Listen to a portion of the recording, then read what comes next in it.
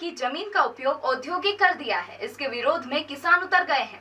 शनिवार को किसानों ने मीडिया से कहा कि मर जाएंगे लेकिन 1 इंच जमीन भी उद्योग को नहीं देंगे। पवासा एवं नीमनवासा की ये जमीन शहरी क्षेत्र में आती है। इन जमीनों के आसपास रहवासी बस्तियां भी बस चुकी है। खेती की ये जमीन बेहद उपजाऊ है।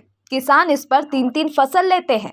अब उनके सामने मास्टर प्लान ने मुश्किल पैदा कर दी है। किसानों ने कहा कि उद्योग के लिए कृषि जमीन के बजाय पथरीली जमीन का उपयोग होना चाहिए। ऐसी जमीन बांध का ताजपुर नरवर के आसपास उपलब्ध है। पवासा एवं नीमनवासा में उद्योग खोलने का दुष्परिणाम शहरवासियों की सेहत पर भी होगा। ऐसे में इन इलाकों की जमीन खेती के लिए ही आरक्षित रखी जानी चाहिए। क्या समस्या है आप लोगों की? अभी जो 2035 का मास्टर प्लान अभी उज्जैन TNCP ने जो जारी किया, प्रेषित किया है, उसमें इन्होंने नीमनवासा और पवासा की जो ज़मीनें हैं जिस पे किसान अभी खेती कर रहे हैं, उनको इन लोगों ने उद्योग के रूप में लेने के लिए प्रस्ताव दिया है। अब हमारे चारों तरफ जो है ज़मीन है, वो ज़मीनें सारी आवासीय है और आवास के बीच में उद्योग का क्या काम है?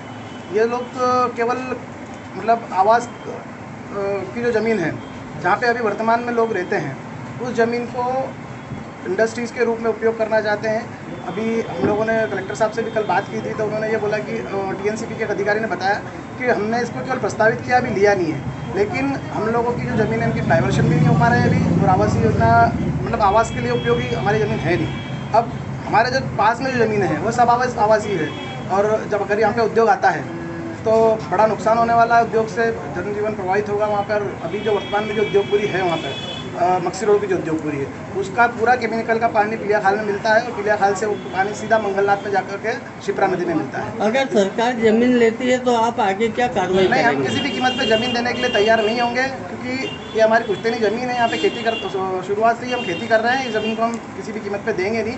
ये ज़मीन हम खेती के लिए ही रखेंगे हमारी। आपका नाम बता दो। मैं लोकेंद्र सिंह गौड़, पवासा में मेरा निवास है, और हम सभी लोग लगभग यहाँ पर 70-80 हैं। कितने किसान प्रभावित हो रहे हैं? 100 के आसपास किसान प्रभावित हो रहे हैं। 90-100 किसान ऐसे हैं जिनका हमने सर्वे नंबर वगैरह सब, हाँ, सभी लोग प्रभावित हैं।